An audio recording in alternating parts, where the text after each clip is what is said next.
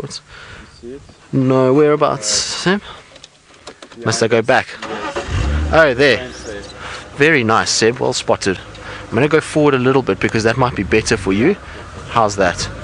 Now I need to get my binoculars out to check exactly what goshawk it is.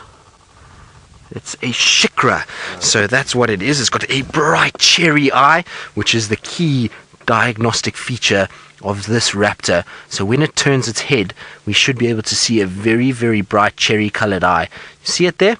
And then it's got those yellow legs and the yellow cere, which is very typical of the shikra. And this is not a bird that I've seen too much of here at Djuma. I've seen one or two of them, but they are easily overlooked because of how small they are.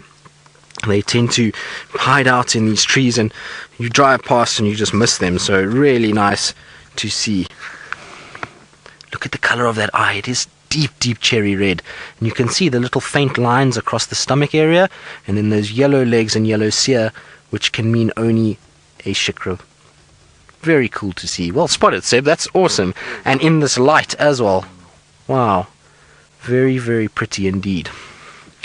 Now I need to plug myself in because Megan's probably talking to me and I'm not listening to her at all. So I do apologize, Megan, if you were asking me something. Wow, very cool. So I'm just going to show you here in the book what I was talking about, because sometimes with the light it can be a little bit difficult, and the book gives a lot more sort of definition in terms of the color. So if we have a look there, that's that cherry eye that I was talking about, and you see the yellow cere, that's what I was referring to, and then these bright yellow legs. And look at the size of the feet. Now this bird is a bird that hunts other birds quite extensively, and so those big large feet help when they're flying to catch other birds on the wing. They do a lot of hunting on the wing like most goshawks, and you'll find that bigger feet are able then to grab birds in flight. So really cool to see that. Wow, nice, Seb, well done. And this is a super relaxed one as well, which is very cool. So hopefully that's another species for some of you and your bird lists. I know we've been doing a few bird lists recently, and a lot of you have been commenting about we need to start adding. Now I know some of you are stuck in the in the low 200s, and well, I'm going to try and see if we can't check for little brown jobs all over the place. And for those of you who don't know what little brown jobs are, well, it's all our small nondescript birds that are very similar in coloration, so testiculars and those kind of things. And I'll try and see if we can't add to some of your lists that are in the low 200s, as well as those that are just starting lists and growing them. I know a lot of you are also hovering about close to 100, so monotonous mark, you I think are somewhere around 98, so we'll have to try and see if we can't get close to 100 and try and get you all up over the century mark. Now, is this my leopard's tracks going along here? It is indeed. Come on, leopard, show yourself in this beautiful afternoon light. It would just make my day.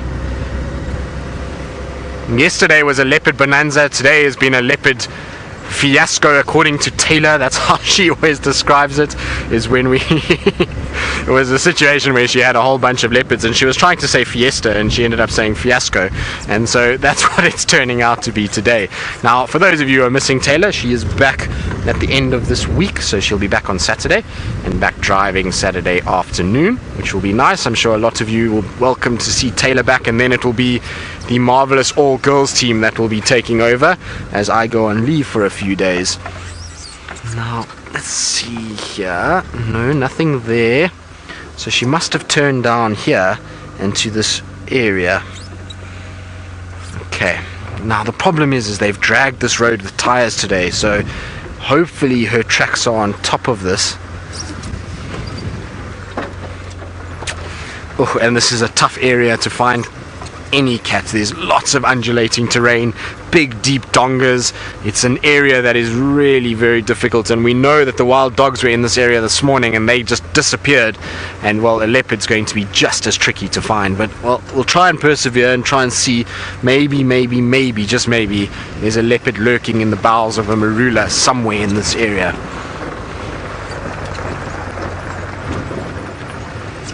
Now, while we try and get our head down and concentrate and see if I can't pull a rabbit out the hat, or a leopard out of the hat, let's go across to Stef, who's bumbling about in the vast plains of East Africa. am bumbling about in the Mara, and we're crossing from one patch of thick bush where those lion were lying. Didn't think that we needed to spend any more time with them right now, to another patch of thick bush on another island in the sea of grass that we have here. And who knows what we're going to see. This area is very good for black rhinoceros, one of the rarest of the large mammal species that we find out here and in Africa in general. With a total Kruger population of only 350 individuals, I think there are, I don't know exactly how many black rhinoceros they've got in the Mara Triangle, but it's definitely less than 24. And so this is one of those areas where they quite often like to frequent. They're herbivores, but they eat leaves and twigs, and so these thickets are where you're most likely going to find them.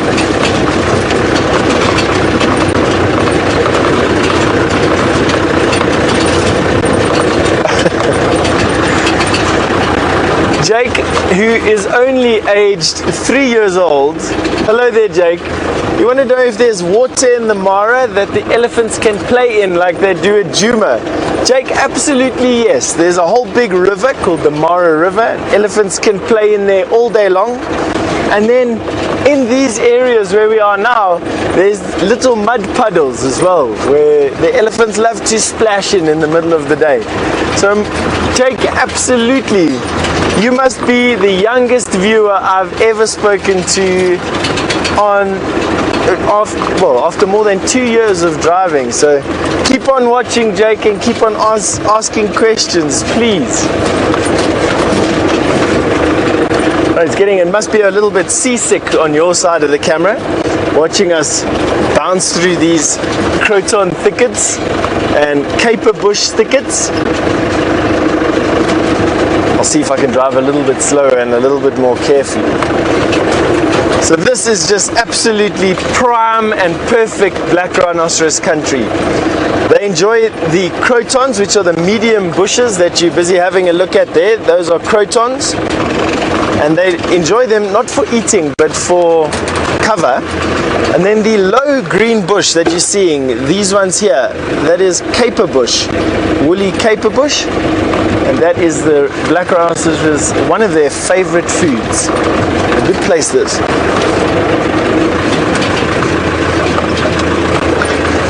Roshni, good afternoon. You've just asked if I like bushwalks or driving more. Roshni, right now I'm having some fun driving around in the Mara. I must be honest with you, it's nice to cover some distance and to be able to get to a crossing or be able to explore a swamp like we've been doing today. But I must say that my favorite is walking. It's something that I can sustainably see myself doing until I'm an old man. Whereas driving in a car, I quickly become bored of the monotony of it, and also of the fact that I'm missing so many of the smaller things that I find so fascinating on a personal level. And so I'd have to say that for me, the walking is a firm favorite, and I do miss it. But right now, today in this place, I'm enjoying being here. That is for sure. It's just been such a lovely afternoon.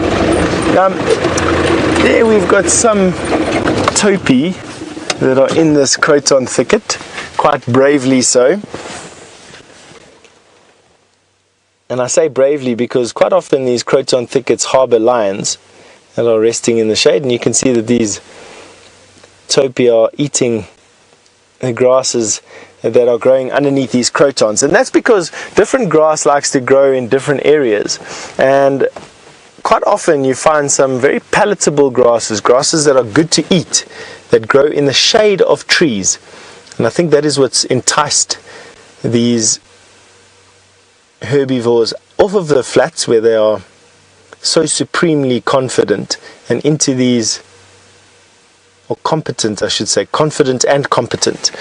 They are the second fastest antelope on the planet and the first fastest antelope in Africa, if that is even a way to structure a sentence. Now you can see that grey legs with a tannish rump. I have yet to see a Topi at full gallop. I'm waiting to do so, absolutely. Right, let's carry on.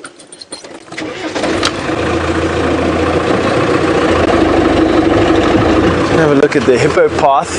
That is a hippo run, as we like to call it. And that very distinctive double track is because the hippo's body is so wide that their legs cannot cross over from one another. And so, try as they might, their legs walk next to one another. And it leads to that very distinctive railway track going into the bush. These tracks are going from areas in the river where they would be spending the day to areas on the floodplains where they eat grass at night time. So they're like highways basically. And if you look just to the top of your screen, that bush is just absolutely covered in hippo dung. Every time a hippo passes here, they would defecate some dung onto that bush that you're looking at. And that dung would serve as a signboard for what hippo have passed here, when, in what condition they are, who they are, what sex they are, and what type of breeding status there are. And hardly a hippo will go past that signpost without giving it a good sniff, and in most cases adding their little portion to it as well. And very nice. Alright, let's carry on going.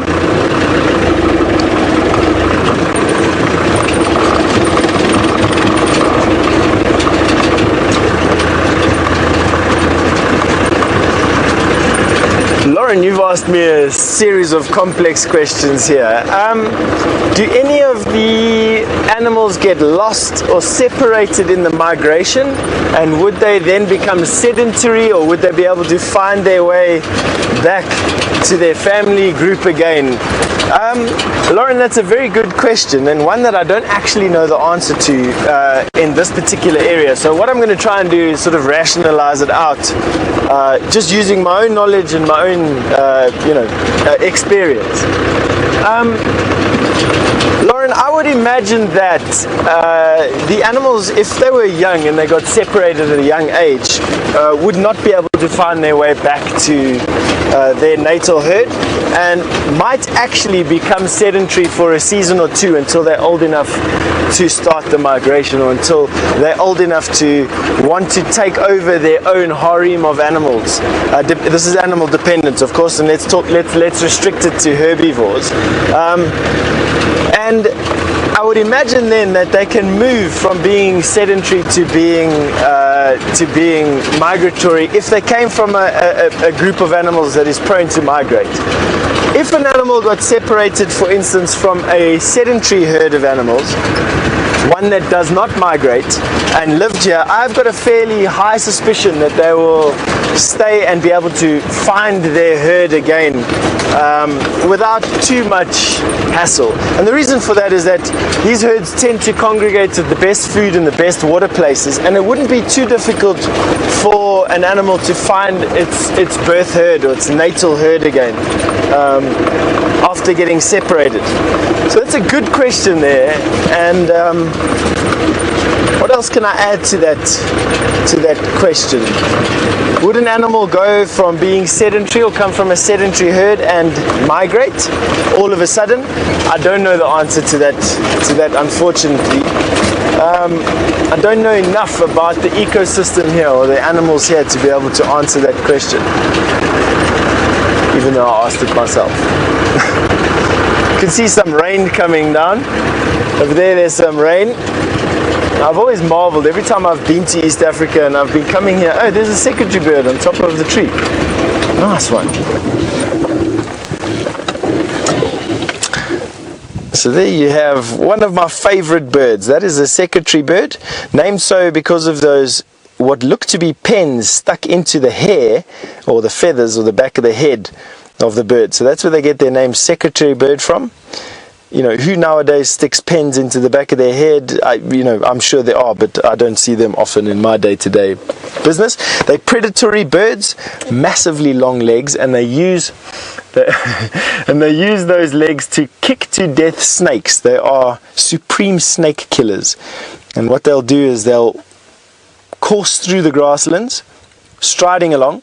When they flush a snake or when they scare a snake, they then kick the snake to death, and they'll pick off and pick apart the snake and eat it.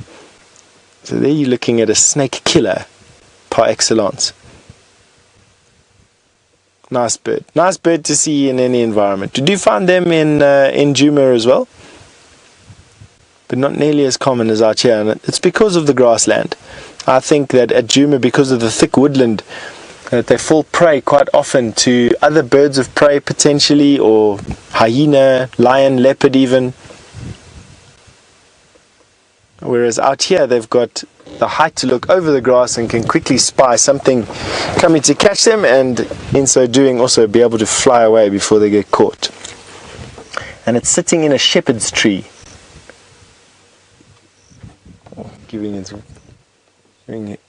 I don't know if it's a he or she. I'm not good enough to decide sex of these things. My friend Tristan might be good enough. He's a very good birder. I'd just pass. Right, let's carry on going.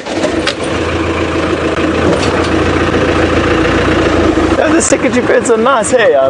Kirsty tells me that a few of you are making some comments about how much you love secretary birds. I also quite enjoy looking at them. And I'm hoping to actually catch one on the hunt out here and share it with you. See it hunting for some snakes. Well, I've seen a lot of snakes since I've been here, relatively speaking, and I mean by maybe once a month, once every 2 weeks or so. They're by far, I think there should be a lot more snakes here. With a higher grass load, you've got more seeds. With more seeds, you've got more rodents. And I would imagine that there are a lot of rodents out here, and so a lot of snakes. Definitely one extra mamba species that grows or that lives on the escarpment. So you get the black mamba, the green mamba, which is a forest species, and a Jamison's mamba as well. So I'm also looking forward to see if I ever get a chance out here. Right, we're going to see if we can bump our way through this little road and get up to the top. Hopefully where this ends is where we lost those lions from this morning, and maybe they've come out and we can share them with you. And in the meantime, I'm going to send you all the way back to Tristan, who is also bumbling along. I am indeed, Stef, but I've just bumped into a rather large warthog. He's a big boy, and he's causing a bit of a panic amongst the impalas, because the impalas saw him running along, and so they're now snorting, as you can hear. Oh, are you losing your voice, impala? Oh no, I think we've got a dove here with a bit of an injury. Seb, look behind us here. There's a little dove that's got some damage to its wing. Sorry, I just noticed it now, and it seems like it's carrying its wing in a bit of a funny way, and I don't know quite what's happened to it. What's wrong, dove? So that is a Cape turtle dove, but you can see the wing is being held a little bit odd. They don't normally have their wings hanging down like that, so I don't know if it's... No, it's fine, don't stress, Sabi. He's going around the back, but it seems to be fairly mobile and alright. I think it got a bit of a fight with all the impalas making a lot of noise, and you can hear them still snorting away. It was the warthog that kind of initiated the snorting, and then once they realized it was a warthog, the male, in order to cover his tracks, just tried to go for the I'm rutting, not actually being a oversensitive boy, and seen something and made a false alarm. So it's all fine now. I think everything's returning back to normal. He's now ushering his females back. Now I think we need an impala on duty more often, because what he's doing is pushing all these impalas back into Vuyatela. So I think we need to employ him permanently on the southern boundary here, and when our leopards decide to start walking south, he just snorts at them and guides them back in. What do you think, Seb? Yeah, I think that's a good idea. Yeah. It can be like a impala car guard, basically. We can give him a nice sash that says Leopard Patrol, and he can patrol up and down and just... Exactly, Paw Patrol, and he can shout at our naughty leopards when they decide to try and start going southwards, and tell them to stay. Oh boy, you're losing the battle here. Your girls are running all over the place. You can see he's just pushed them all from that side, and well, they're not listening at all. They're like, we have had enough of you being chasing us around for the last 2 months. It's time for us to do our own thing. We are independent women. We don't need a man to tell us what to do. And well, there we go. That's what happens. You can see the females are not fussed by his... But look at how he just tries to cut them off all the time. And he snorts at them. mister, you're not winning this war. Oh, now he's confused. Now it's a problem. Females are going the opposite way. Buddy, I think you've lost this. They've decided we're not listening to you and out of here.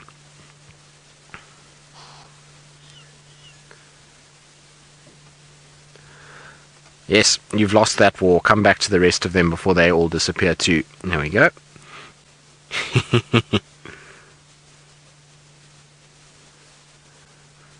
Now the rest of your herd is quite far away.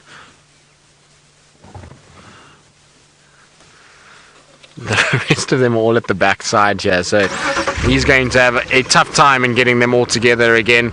I'm sorry, mister. That's going to be a long afternoon for you. Very cool to watch though. It's always entertaining just to try and see how these poor impalas go, and you can see why the males lose so much condition. He's having to run back and forth and try and get these women into line, and well, that's not an easy task at all, and so he exhausts his resources and becomes quite sort of fatigued quite quickly. I was just watching those females. They all of a sudden went quite alert, so I was just checking. What have you seen? Now, it has been a windy day, and maybe there's a scent of something blowing around, and that's why they're just a little bit nervous. Every now and then they just stop and stare straight in front of them.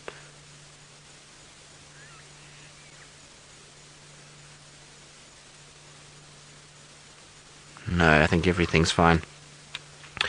Now, like I say, Chitwa Dam is where we're heading. There is beautiful sunlight, so I want to try and get there while we still have this golden light before it drops down. Otherwise it gets quite sort of dark and cold there quite quickly, and we'll lose that beautiful, beautiful scenery that we get there. So I want to try and get there as quick as possible.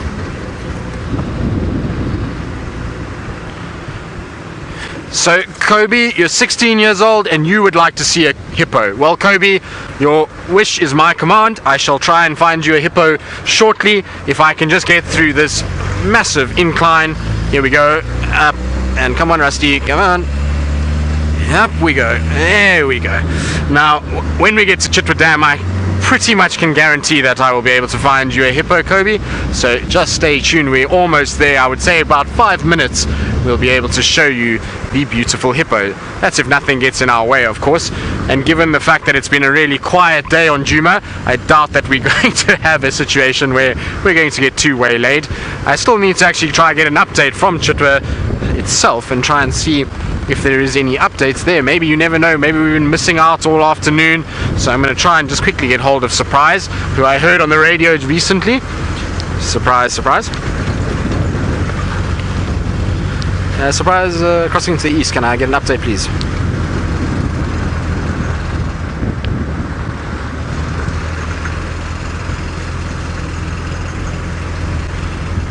Okay, copy. No sign of Hosana, or Shongile, or Shadow and Cub.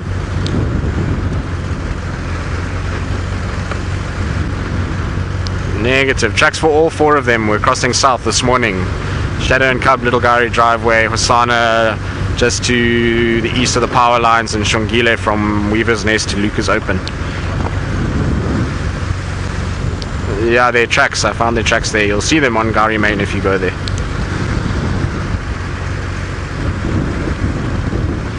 So they say not very many updates their side either, very quiet.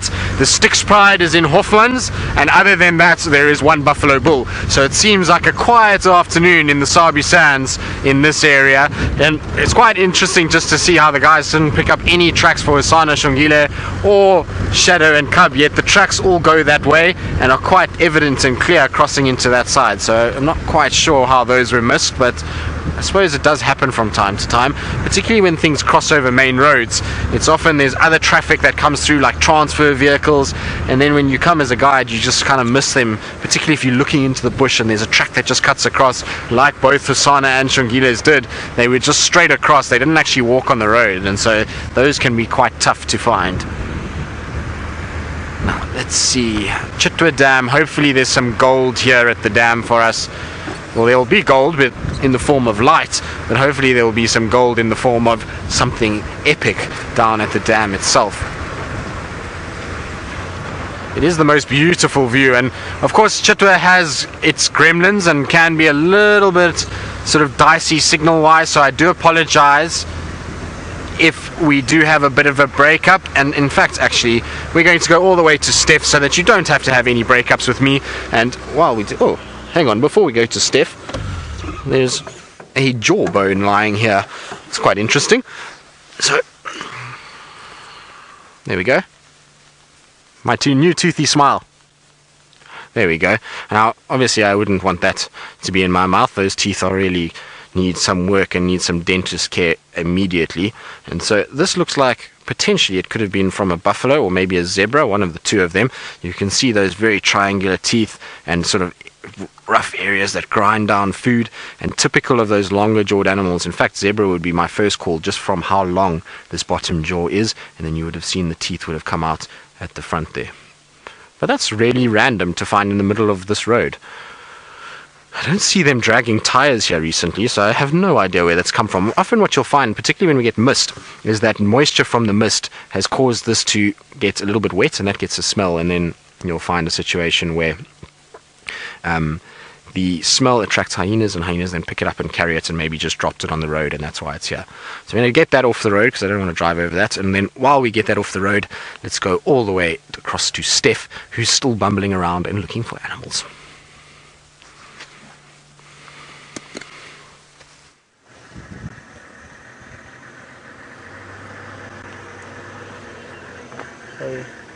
Alright, we found some buffalo for you that are in a wallow in the middle of the grassland right here. A small, relatively small herd of buffalo. I don't think there are more than 50 or 60 individuals here, but the setting is just so lovely. The Olololo escarpment stretching out there in the background. Big wide open grassland, and then this herd of buffalo. Now, what's quite interesting about buffalo is that these buffalo will probably stay here. They came here in the middle of the day. They're all chewing the cud, which means that they've had enough grass for today. Would have been cooling off in the afternoon heat in this wallow, and then they'll probably corral up not too far away from here. It's going to get cold next to the water, and so they'll move off a short distance, I'm sure. Here in the distance, let's see, off to, no, there we go, sorry. Here we've got another little faction. Off on the left hand side, just as we join the herd of buffalo, in the distance is the eternal backdrop of elephant that we have out here in the Mara. It's actually quite interesting. Mr. Alex Voss, our technical genius, pointed it out that he said in every shot of the Mara that we've had this week, in the background there's always been an elephant, and in this particular case that is holding true. Wet buffalo. They would have lain in the mud today, avoiding biting flies and other parasites.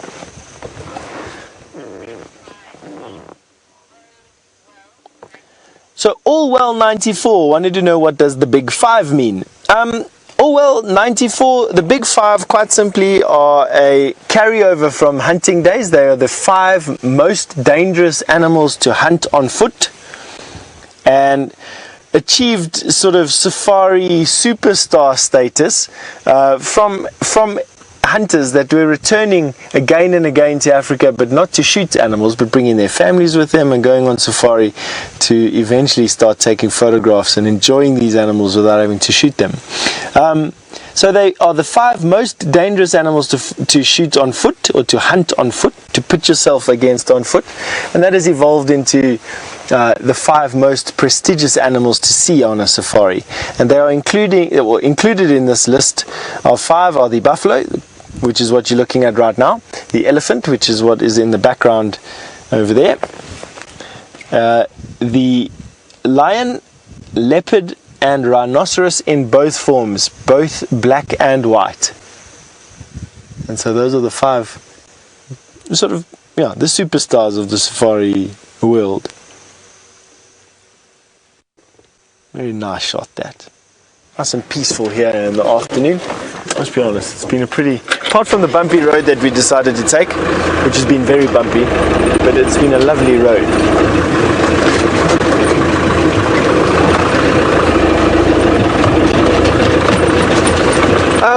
John, I'm going to try and repeat your question, although please, Kirsty, if I get it wrong, would you mind just rectifying it? John, you wanted to know, are there any animals in the Mara that are controlled by the Mara itself and that don't or cannot expand out of it. Did I get that right, Kirsty?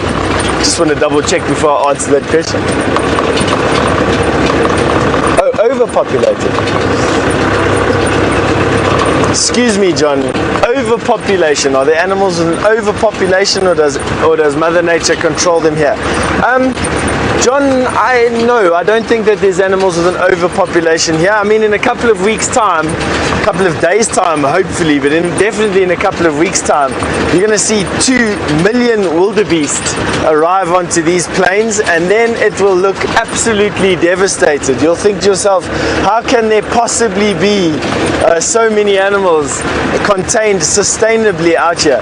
But in this particular ecosystem, Mother Nature has provided a much richer grassland further south from here in the Serengeti, and the animals will move away and let everything recover here.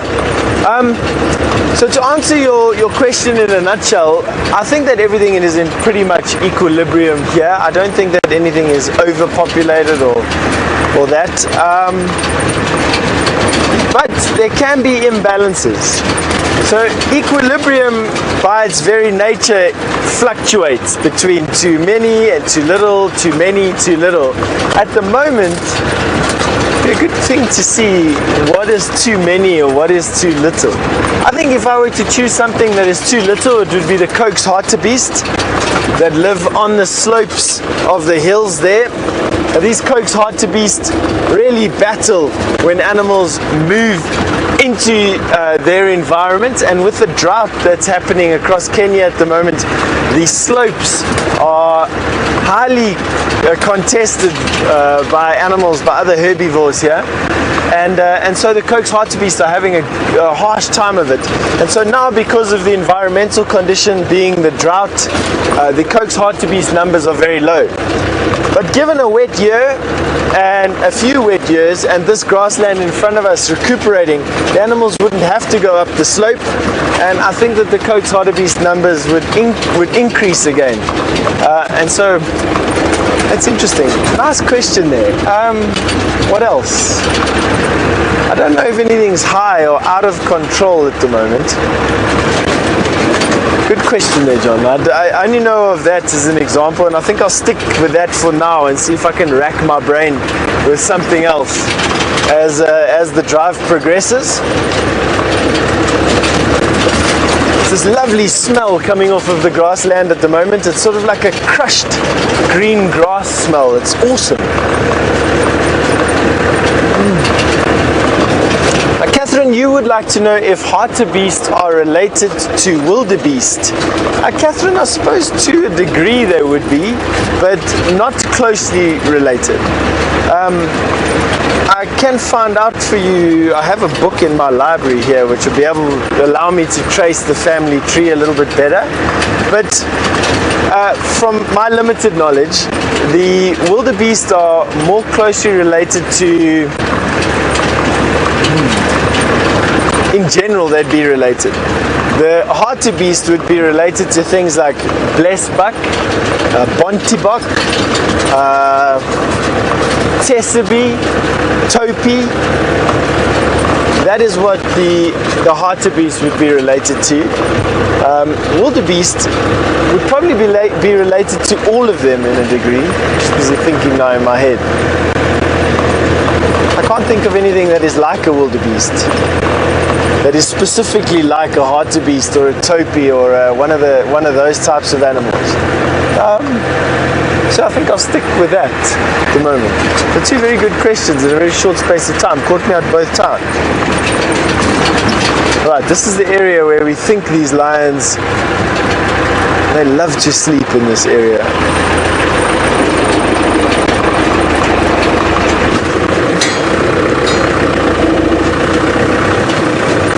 Make our way through this. And back out onto the road again.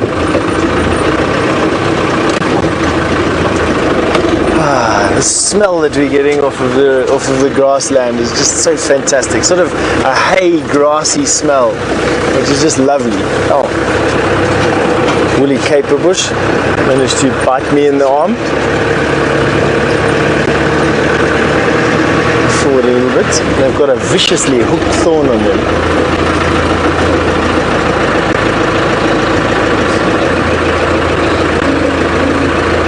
Areas.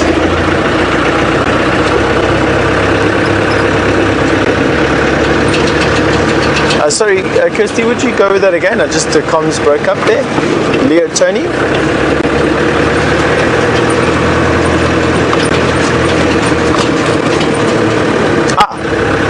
Leo, Tony, hello. You wanted to know if our presenters would be live on Facebook tonight. Unfortunately, not tonight because they were live last night with some practice following around these lions, and you saw Jamie in the early afternoon and at times throughout the night busy presenting, as well as Brent and Scott.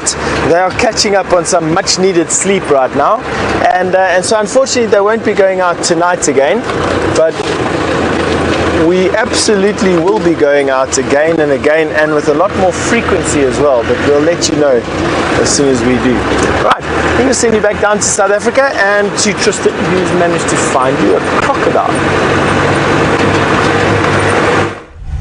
We are indeed. We've got the one toothy grin to another. So from my toothy grin to a Vladimir grin, and look at those teeth, aren't they gnarly and nasty and dirty and pointy, and well, it's really quite a mouthful of teeth. That now, just now I was talking about this mystery jawbone, and Louise, you said, is it not a crocodile's jawbone? And you can actually see there that the crocodile's has got a very different sort of tooth structure to what we saw on that skull. That skull had those triangular teeth that were flattened in places, which are very typical of our herbivorous animals that cut up grass and then swallow them, whereas this, you see, has got big pointy teeth that are very, very good at gripping and grabbing prey and then pulling them under. So it's a very different jaw structure to what we saw on the road. Now watch when he closes his eye, and hopefully he's going to open it again. Watch the membrane that comes out as he opens.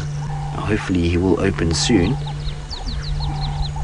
Or has he gone back to sleep now?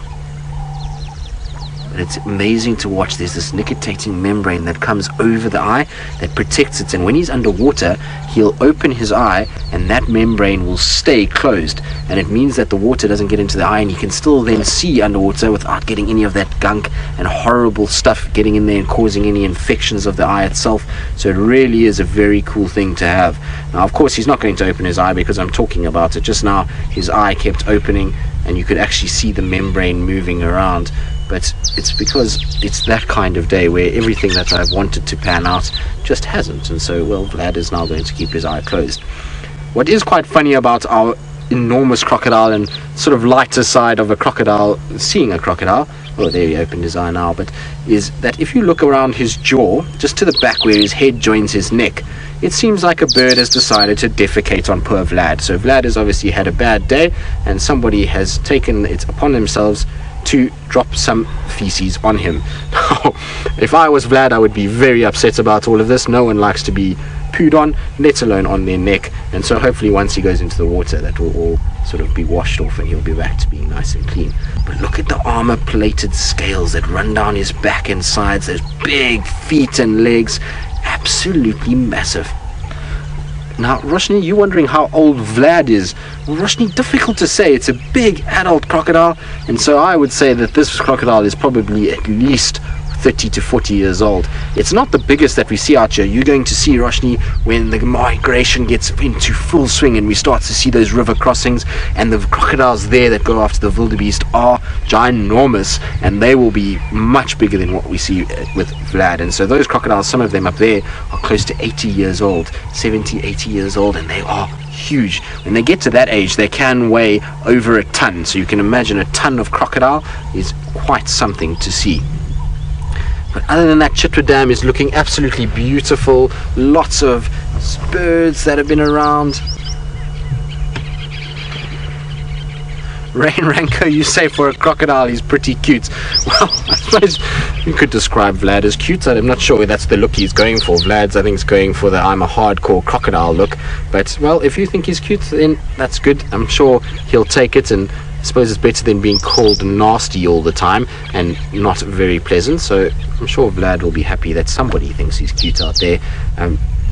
Surprised though, he seems to be one of those that would rather go for the I am the nasty hardcore type. Right, let's see if his eye will open this time. Come on, Vlad, don't disappoint. There we go. There we go. And see the membrane? Did you see it just come over? How cool is that? So not only does the eyelid close from top to bottom, but the membrane goes from one side across to the other. And like I say, when they're underwater, then that membrane stays and they don't get water in their eye itself. Very cool to see, and not something we get to see very often because, well, generally when we find Vlad out in the sunny conditions, he's having a really good rest. Now, Kobe, I promised you some hippos, and so we've got some hippos that are really far away. There is some behind me that are a little bit closer, but they're down at the moment, so I'm going to show you these ones that are in this section here, and that's where the hippos love to spend most of their time. They like to hang around over there. It's a place where they've always spent a lot of time. When I worked at Chitwa, we used to find them there, and they, funny enough, it's the side where they used to give birth to their young ones. When they did have young ones, that's where they used to try and go and try and get this sort of area to have them, and they used to use that reed bank at the back and push up right against there, and they'd have them there, and then they'd protect them from Vlad. And actually, one day it was quite interesting to watch because Vlad tried his luck with this baby hippo for a while, and he got chased away. But then what happened was a bigger bull hippo came in, and there was a massive territorial fight here at Chitwa Dam, and these two hippos went at each other, and they were biting and clashing, and it went for about 24 hours. And in places, the dam where they were fighting was actually, the water was red with blood. And eventually it ended up that the previous male got pushed out, and he then disappeared, and we found him in another pan with lots of scars and cuts all over the place, and the new male pulled in, and that male then went and straight to where that baby was, and unfortunately he killed the baby, and he went and he bit it and threw it in the air and punctured its body, and that baby then succumbed from its wounds. And that's when Vlad then came in and took that hippo and brought it down this way and started to then feed off it. And it was a big competition between Vlad and the big catfish that we had here, and they were both feeding off either side. It was quite something to watch. Now we've got another little bird here that we don't see that often just in front. Now don't fly away, please. We've got pied wagtails, and of course they would fly away as I bring them up. They've been sitting the whole time I was talking about the hippos. That's a three-banded plover, so the pied wagtails unfortunately have left, but the three-banded plovers are still moving around. But it was an amazing sort of display of power from that male hippo, and how he grabbed that little baby. And I mean, that baby is not a small animal. It weighs probably about 150 pounds, and he was picking it up and just throwing it into the air as though it weighed nothing. It was really quite something. Now we're going to stick around in Chitwa Dam because, well, there's lots to look at, and it's such a beautiful place to be, especially now that the wind is settled. And so we'll stay here for a while longer and see what else develops. And while we do that, let's go across to Stef, who's still frolicking with the plains animals of Kenya. Just a fantastic herd, even with a baby. Those are some females. There's the little one there at a very typically rocking gait that is very, very energy efficient, incredibly fast and energy efficient. And youngster bounding along. See if I can turn the car a little bit just so we can show them to you some more. So these, in my opinion, are the antelope that are imbalanced. Following our discussion on the back of John's question,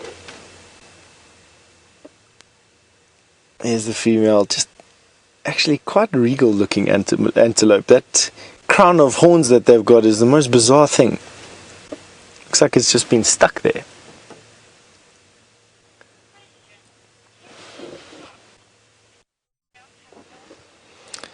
Kestrel fox, you wanted to know if the females have horns? Yes, absolutely. You're looking at a female there.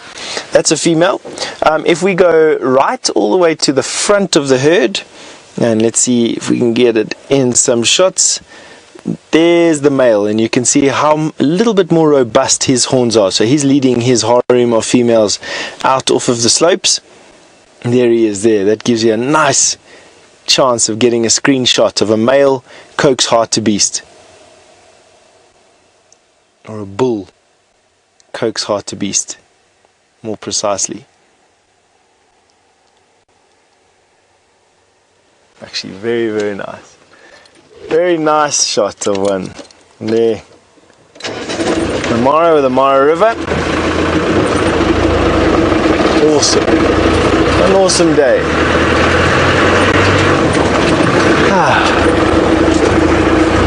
It is nice. Nice. Now we are an hour in front of Djuma. Oh, hang on. Sorry, my radio disappeared there again. Kirsty, you're just going to have to ask me what John asked again, please, if you don't mind.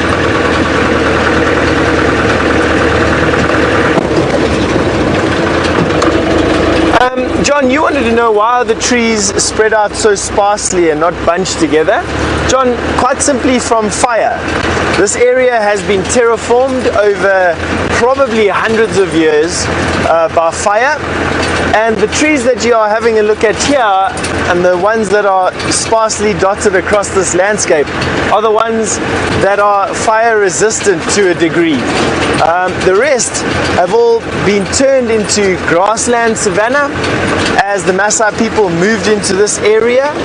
Now the Maasai are traditionally nomadic and they will move where the grasslands are best for their cattle, and they will terraform that area using fire as they go, and they migrate. So in years and decades of living in one area or another, the forests become grasslands, and from grasslands become forests again, and these will one day hopefully be able to be seeded from the forests that you see in this direction here, and the forest will gradually then start to spread out over the savanna. So just basically they are just the most fire resistant ones. Now we are heading up the hill, and the reason for that is that the reserve has a closing time, even though it doesn't have a fence.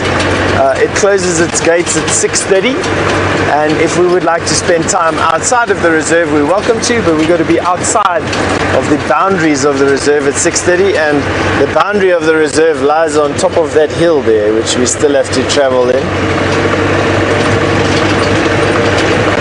And so we're going to be making our way up the hill, and it is one of my absolute favorite journeys up this hill. So as we start going up the hill, of course we start to get all the herbivores that are living on top of the hill, and which would spend their time on these short grass flats. You can quite often see such a huge variety of antelope. There you're busy having a look as we're driving past. That's a Topi, some Impala on the skyline, and then that big hill off to the right. That is where Angama is situated, and has such a commanding view over these plains. Just such a beautiful place to be. And of course where our camp is located just below the skyline.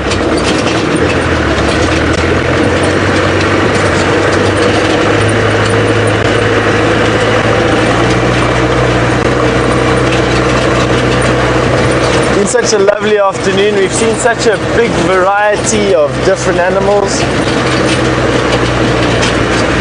Talked about a whole bunch of different things.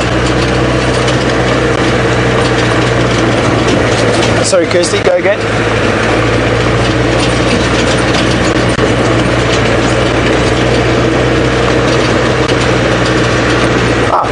Just as a reminder, we are giving Djuma a little bit of time to collect themselves tomorrow, and so the entire drive is going to be hosted by our guides out here in the Mara tomorrow. So you're going to be spending an exciting day with Scott and Brent and Jamie, and I'm sure after the rest that they've had here, they're going to be absolutely dying to get up to those crossings perhaps, or show you what's going on in these marshy lands outside of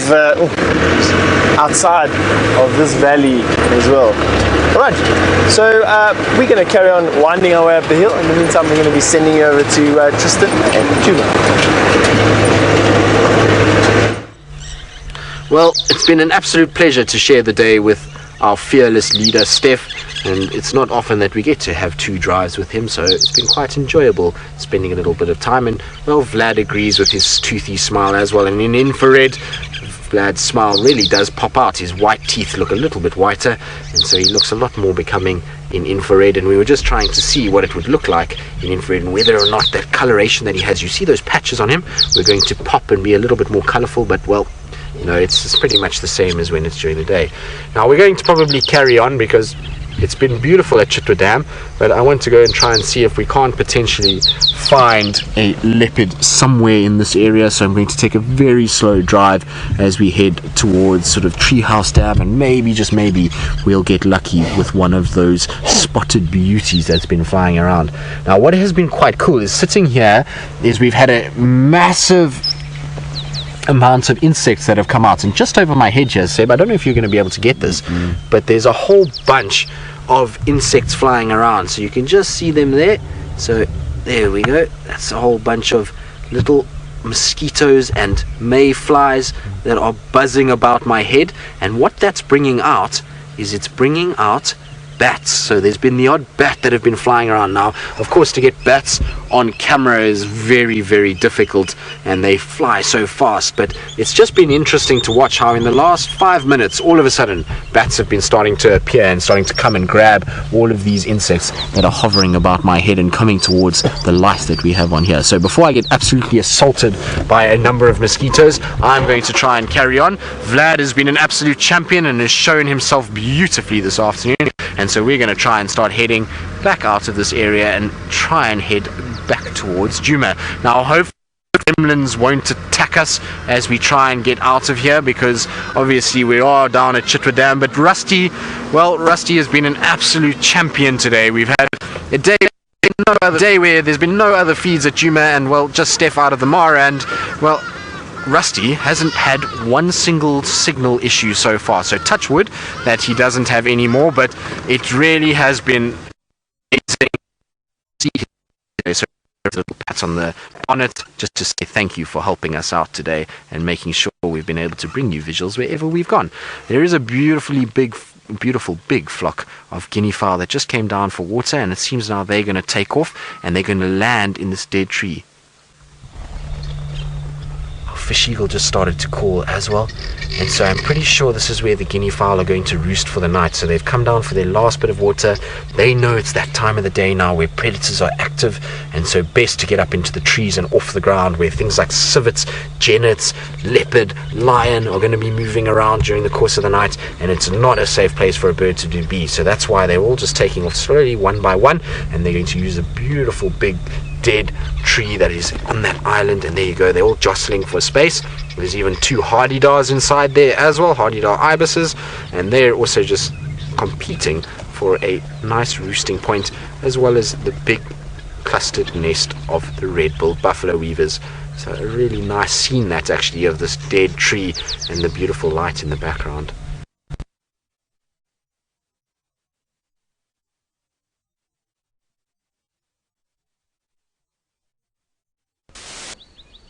Him on the back, no Rusty, what have you done? And there goes a beautiful fish eagle, and that was such a nice picture. Well done, Seb, very, very good. Oh Rusty, you let us down at the last hurdle, unfortunately. Well, this is what happens when you celebrate a little bit too soon. So hopefully Rusty will now behave himself. Rusty, you've got half an hour to behave yourself before you can get a much earned break for the whole of tomorrow as well. So just need to get through this little section here, and then we should be absolutely fine, and that will be the last of the gremlin hollows that I'll put you through and test you with today, young Rusty. But it's always typical. It's when you say something about it that it will happen. If I hadn't said anything, it probably would have been absolutely fine. We would have driven, no worries whatsoever. And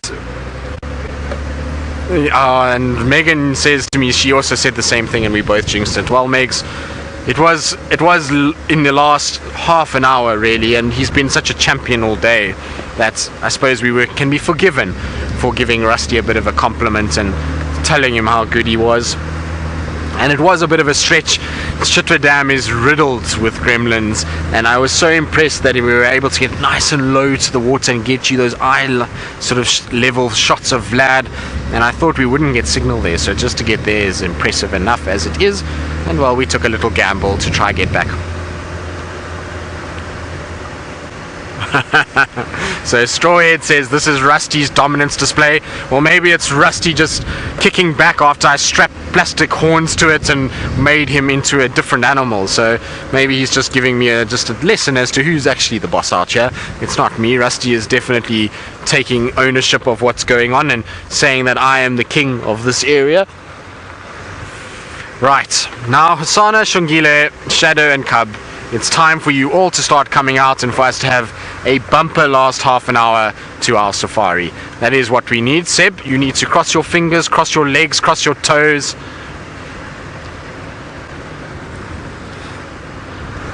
And see if we can't maybe somewhere just get these leopards to come out. So Seb, I'm going to put this all on your shoulders. It's now up to you whether or not we find these leopards. And as you may not have noticed, and why I've said I will be on my own for the next half an hour, is because Seb needed to get back to the base camp. Sorry, it's not Seb, Stef.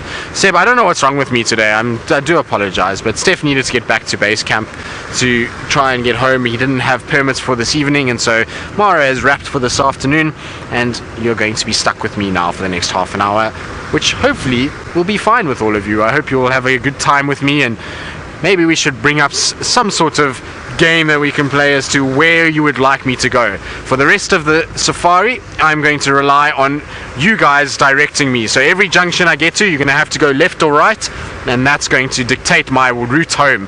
Please don't send me all the way to Mala Mala though, because I do want to get home at a normal hour. So from this road we have to go right at some point, so there's the starting point, but from there it's up to you guys as to where I go, left or right, hashtag Safari Live, and as they come in, so I'll take those roads, and let's see if our combined force of the universe and us can find us something interesting. I'm pretty sure we can find something. I'm pretty sure between all of us we'll be able to find something epic.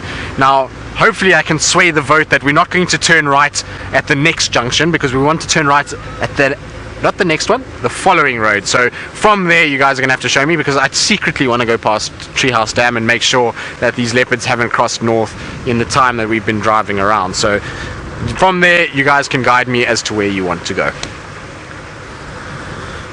Mulawati dip. Seb, you ready to get a little bit cooler?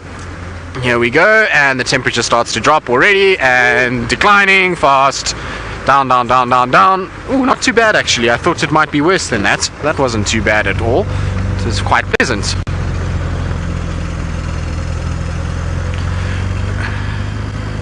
So William, age 8, from Oregon, you say left. Well, William, I can promise you as soon as I can go left, I will go left, because unfortunately on my left is Little Gowrie and I'm not allowed to drive there. I will be shouted at if I drive there. It's not an area I can go. The animals can go there, but I can't. So we'll go right first, and then the first road that I can go left, I'll go left, I promise.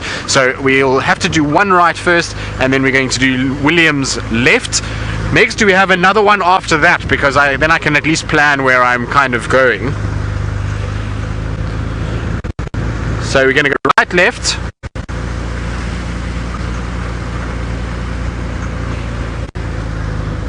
So Marianne, you say right, and David, you say Tingana time. Now, I've got a car right behind me, but I've just seen tracks that I want to quickly have a look at. So if we can just give me 2 seconds. Now, are these tracks from Hasana tonight or from yesterday? Might be worth checking there, but okay, so we're going to go right, left, right. That's according to where we're going to go. And then David, you say Tingana time. Well, David, maybe if we do right, left, right, that will lead us to last minute Leopard Tingana, and we will find him. Let's hope so. That would be a perfect way to finish our safari, and well, if it works, then we're going to have to employ all of you as directors for us and tell us where to go on our safari so that we can find animals more often, because clearly my direction this morning and this afternoon have not been very successful, and well, I've managed to miss pretty much every single animal that lives in the Sabi Sands. We've struggled our way along and haven't really seen too much, but to be fair, we've found a lot of tracks. If we had to go on a tracking list, we would have seen tracks for lion, we saw tracks for multiple different leopards, tracks for elephants. There was even a track for a buffalo that I had earlier, so it's not been too bad tracks wise. It's just that they've all gone the wrong ways, which is the way it goes sometimes, and you just have to have a chin up, because tomorrow, while all those animals have gone this way, tomorrow they might come all this side. So it's just a matter of being patient and utilizing it to your advantage. Right, I'm going to go right here, and then William, we're going to take your left. Okay, so there we go. Now William, here we go. So William, remember, okay, this is William, you've said left and then straight for 8 minutes. Okay, William, so I'm going to try and time this, because we're going to go straight for 8 minutes, and then I'm going to take Ariana's right, and that's going to see where we're going to go from there.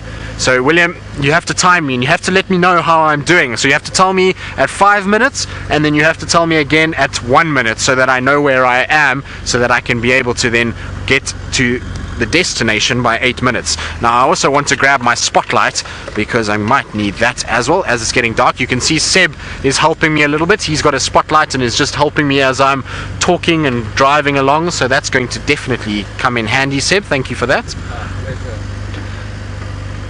Now William, 8 minutes, how are we doing? How far have we gone?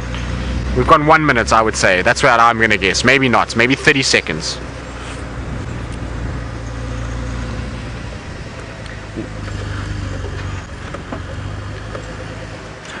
Bree, you say looks like a pretty sky. Well, because we've got 8 minutes, Bree, we will have a chance to be able to show you a beautiful marula tree that is silhouetted against a pretty sky. Isn't that nice?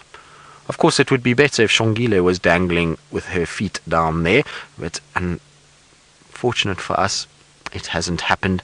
But we'll keep looking in these trees, because that would be a spectacular way to finish our sunset safari, by seeing a leopard dangling from that branch and just watching the world go by and admiring the sunset with us, wouldn't it? But very, very nice, beautiful colors this evening. And it's because that wind is also now still, and it must have kicked up a lot of dust during the day today, and that's all reflecting that light, and so you often get really deep colors when it's been a windy day because of all the dust that's in the air.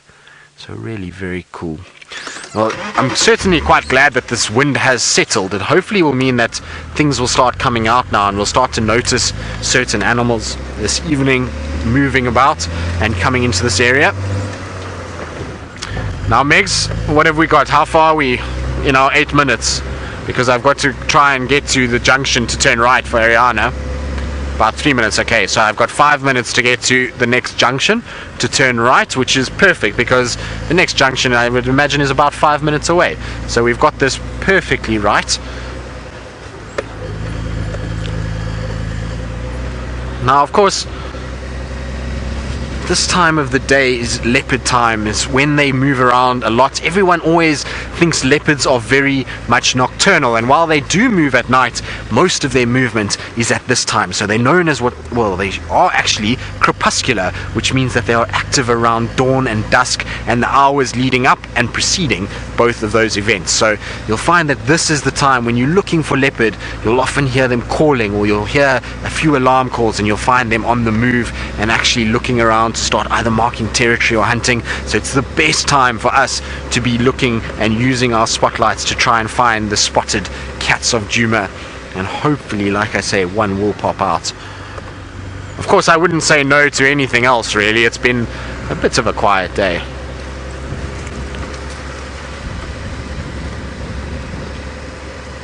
So, dear watcher, you're asking, are there bats here? Well, we were talking about the bats just now at Chitwa Dam, and actually there are bats. So we get quite a few different types of bats in this area. I think in total there's 28. I might be wrong, but I think it's about 28 different species that are seen in the Greater Kruger National Park. Most of the bats we see are freetails. In fact, there goes a bat right now. Don't go so fast. It's just flown away. It just flew across the screens. I don't know if maybe any of you might have seen it, but there was a bat that just literally came diving past, and well, that bat was obviously listening to you, dear watcher, and was decided that it shall show you what it looks like. And so most of them that we get here are free-tail bats. We'll get also epauletted fruit bats. There's quite a few of them around, and they make a beautiful call at night, so you can often hear the bats calling at night. And I actually really am fascinated by bats. I know they freak a lot of people out, and There are obviously, there's a lot of negative connotations about bats, but they are incredibly intelligent animals, and animals that are so perfectly suited for what they do that, well, it's just amazing to actually watch them in operation, and to think that they locate this prey animals by using clicks and sounds, and the way that vibrates back at them is just phenomenal. And it really is astounding how they're able to negotiate the complete darkness by using sound. But that sky is just getting better and better and better, and by the time we reach Treehouse Dam, which is pretty much where we're going to go, because we're now going to follow Ariana's route. Megs, what is my time there? I'm pretty sure I must be close. Ooh, 2 minutes left of William, and William, I've gone too fast. William, I've gotten here too quickly, because this is where the right turn is. So this is the next junction. You can see there's a road going left and right, so I've got to take the right turn. So I'm sorry, William, I didn't slow down enough, and I didn't admire the sunset enough, and that's why we're going to turn a minute too early. I'm very sorry about that, but well, it wasn't too bad a timing, so good guess, William, and well done. Now, Ariana, we're going right. Megan, where am I going from here? Straight or right? Please say right. Right is where I need to go. Right. Okay, Megan's decided right, so that's Megan's vote for the evening. And let's see if we can pull a rabbit out the hat.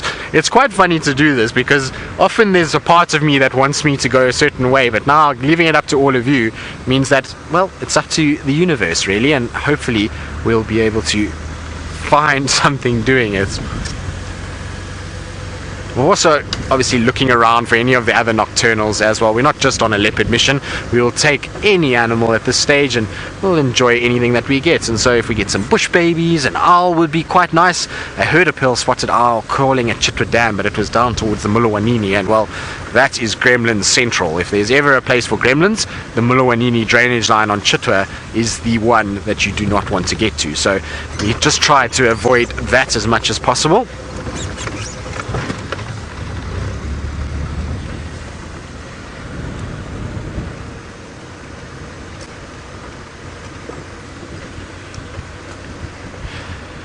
So James, you're asking whether the fruit-eating bats alter their feeding behavior due to the lack of fruit in the winter months. Well, James, a lot of the fruit bats, as far as I actually know, will move. So they go into areas where they can actually find more fruit, so they migrate, much like a lot of others, or birds do. But remember that we do also get a lot of birds out here, like the grey go-away bird, like the barbets, that feed off fruits and off certain plants all through the winter months here as well. So there are some plants that will produce food even in the winter, but yes, their feeding behavior will change. They won't be able to feed off the same plants, and you'll find they'll then start targeting others, and we'll see them going after a lot of seeds and varying other winter flowering plants.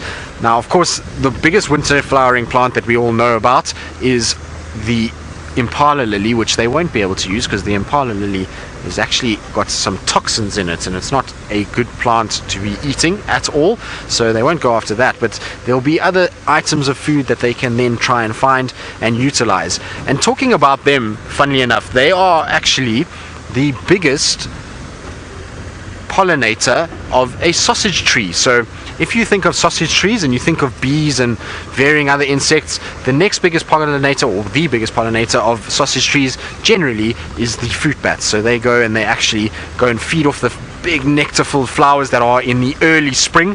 Sausage trees are generally right in early spring, and they will then be able to provide food for those bats, and those bats then pollinate to the next sausage tree, which is very cool to see. Here's Scrubbies! Hello, little guys.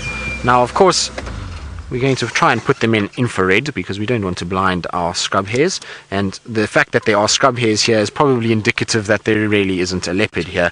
If you've got scrub hares running around, well, leopards generally are not going to be seen right out in the open anywhere near them, because scrub hares won't be sitting just like that waiting for the darkness to arrive.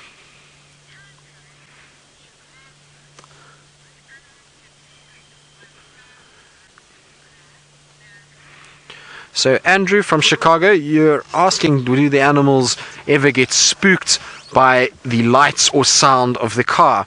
Well, and Andrew, some of the animals, yes. So because at night, a lot of animals that come out are animals that are not active during the day, and so their exposure to us as people and exposure to vehicles and sounds is so much less that they fear it. They hear that car coming, they see those lights, and they then scuttle off to try and be as shy and secretive as possible, and so they do move off then into thickets. And that's why our sightings of things like caracal, genet, civet, serval is very few and far between. The things like leopard and lion, because of their bigger size and the fact that they are such an iconic species, we tend to track them, and so we spend a lot of time with them, we habituate them, and even though they're not active during the day, we will try and track them down to where they are resting. Whereas a lot of these other animals, we don't do that, and that means that they get very nervous of cars. It's like when we get a new leopard in the area that hasn't spent much time around vehicles, they get quite nervous. And probably an even better example of that would be somebody like Gwen's cubs. So we know that Gwen's cubs, who is the hyena, she had her cubs, and they didn't spend much time here on Djuma, and I don't think they got very much exposure to vehicles, because the first time we saw them, they just ran away from us. And so that will happen with the nocturnal species. They hear the vehicle and they move away. It's not so much the light, it's more the hearing of the vehicle that they don't like.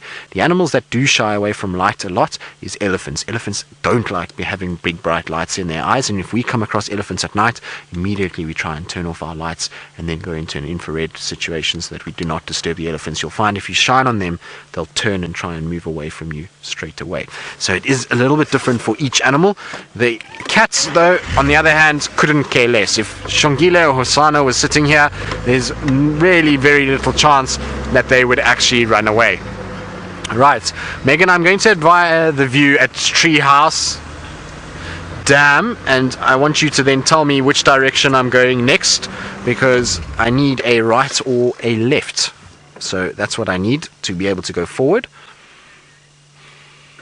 So anyone out there who would like to see which way we go, right or left, hashtag Safari Live on Twitter, as we have a beautiful view of the sunset over Treehouse Dam. I always love the reflections at Treehouse Dam. It's got such nice sort of shape to it, and all these trees along the fringes, those big marula trees that just reflect, and especially at this time of the day where it's so still, is very pleasant indeed. You can see the colors are just starting to fade now a little bit. That really bright color was just now when we were admiring the marula tree off on the other side. All right.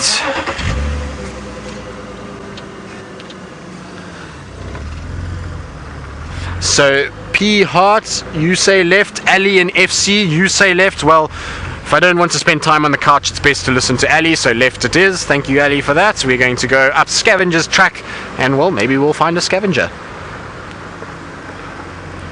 You've got to always be careful when the other half is watching, and when the other half asks to do something, it's always good to do it, because like I say, no one wants to be on the couch. And yesterday we managed to redeem myself and get my point system up, that I wasn't endangered of being on the couch any longer by tracking down a leopard, and so don't want to ruin that, and we must listen to one's other half in order to stay in a comfy place and not on the couch. What do you think, Seb? I agree. Good advice to send out there? Yes. Always listen to your wife, partner, female companion. Even if she's wrong, she's always right. That's the way to go, apparently. And that's coming from the married man, so well, that must be some good advice to have. I feel like, Seb, you've really probably have more experience in this than any of us. Being married, you will be the one that will be able to tell us exactly how to be successful in terms of managing a relationship. Now, we're trying to check the trees as well for any signs of owls, and hopefully they will be around. Oh, there's a little scrub here, so I'm just going to turn my lights off so I don't blind said scrub here. Now, I believe there is an elephant on the dam cam. Of course there is an elephant of the dam cam. We were driving all in that area the whole day, and well, there was no elephant there until now. And so now that I'm quite far away, it's going to be difficult to be able to get there in time, but you guys can at least enjoy it on the dam cam. Okay, Megs, I need to know right or left again. Please say right, because otherwise left I'm going to have a long detour home. Right, thank you, Megs. So Meg says right, so let's see if we go right. I was hoping she wasn't going to say left, because left would have been a long detour back to the lodge, and of course, well, like I say, I don't really want to get home in an hour's time, given that drive is going to be wrapping fairly shortly. So right is a good way to go. Okay, Tingana, if there was ever a time, now is the time, Mr. Tingana.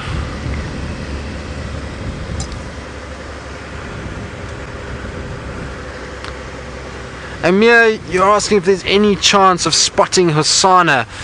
Amir, I'm trying, and we're in the area where we thought he might be. I did have his tracks this morning crossing south into Little Gari, which means that in all likelihood he's not here. I've just been clinging to straws and just trying my level best to just see if maybe, just maybe, he came back this afternoon, but I haven't found any real concrete evidence that he has. I did ask the guys that are south of us that do traverse Little Gari, and they said they haven't found him. So maybe, just maybe, he will pop out for us, and hopefully he doesn't take after his dad and become a last-minute leopard of his own. We would like Hosanna to stay the way he is and be an absolute champion that we get to spend lots of time with.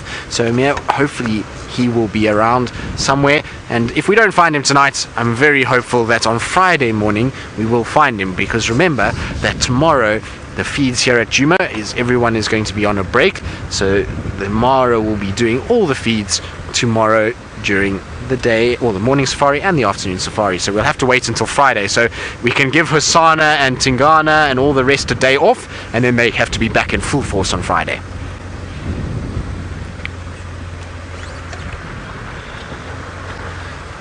So John, you're wondering if the animals ever completely rest even when sleeping. No, John, so they can't afford to, and the reason why is that we're in a situation where there's a number of different threats out here. So even if you're a predator like a lion, you still have threats from other lions and hyenas, and so you need to be almost sleeping with one eye open all the time. And even the elephants, they will be aware of other predators. They know that lions can potentially be a threat to one another, and so they will keep an eye out for them. So there's no animal out here that can completely fall asleep and be completely relaxed without actually listening and paying attention to what's going on. So there unfortunately is no such thing as a really good night's rest out here in Africa. I suppose you'll find that some of the nocturnal creatures, they find a little burrow and they can end up having a really good nap, although they also have to be careful, because things like snakes and birds of prey and all of those can also be potentially a dangerous situation for them.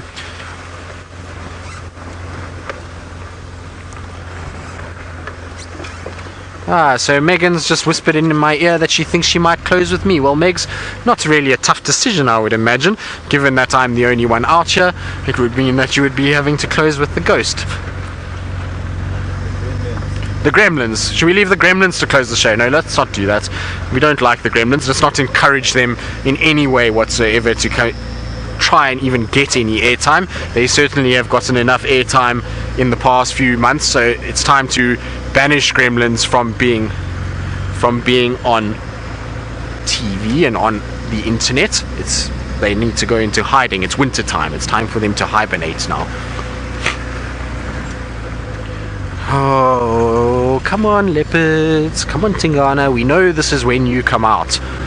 And of course, Tingana is this leopard that just loves to do this to us. He loves to torment and kind of move around in the cover of the thickets, and then as you sort of have 1 minute to go, there he comes ambling across the road and showing himself as though he's been there all day long, and well, why haven't you found him? So he's got that kind of attitude about him, and it's sometimes very frustrating, but also cool in a way, because I would rather see him for 1 minute than not see him at all. So I'm quite happy that we get to see him last minute fairly regularly. It's quite a cool thing that's developed, and at least it's a bit of fun that we can have and talk about and at least make a bit of conversation about. Okay, Megs, right or left? We've got to see. Anybody else?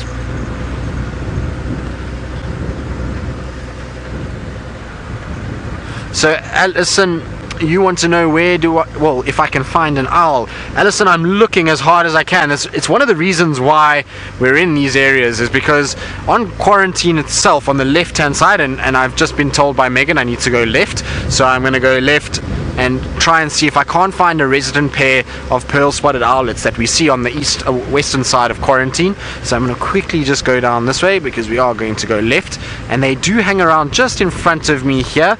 And so hopefully if we scan around between Seb and I, with Seb with his spotlight and me with mine, maybe, just maybe, we can find our pearl spotted owlets.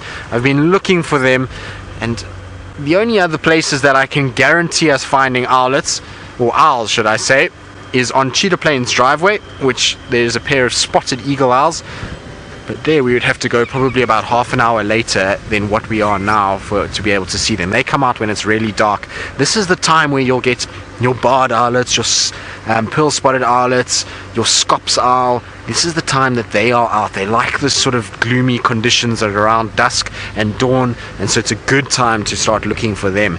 And so that's why I'm just trying to scan all the marula trees. You often hear them calling from these marula trees, and pretty much every night we can hear scops and pearl spotted owlets from DRC and from Ingas, and so that's why I'm here, just trying to see if I can't spot one of these guys.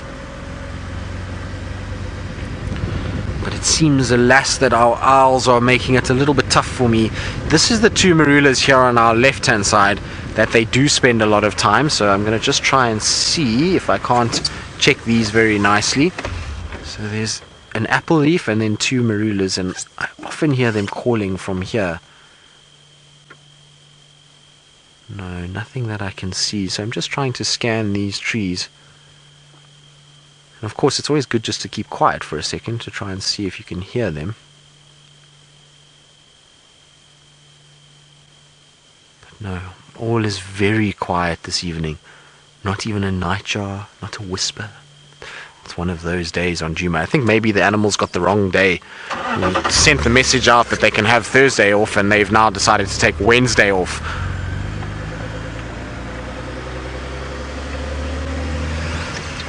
Strawheads, you say a honey badger is going to be on the road any second now. Okay, let's go. There's a little turn in the road here, so hopefully around that turn is where our honey badger will be lurking. It would be quite epic if we did see one, and I know Byron would be very jealous if we found a honey badger. So let's see, there's a little rise here. Get our light up to try and give us our best chance possible of spotting it. Tell you what, if we saw a honey badger, I would be super excited, and well, the quietness of the day would all be forgotten should a honey badger emerge from this area. No, nothing there. I don't know if we're going to get our honey badger. Come on, honey badger, out you come. Well, unfortunately, no honey badger, and it's also time for us to say goodbye. So from myself and Seb, Stef and Senzo, it's been a pleasure. We'll see you on Friday morning.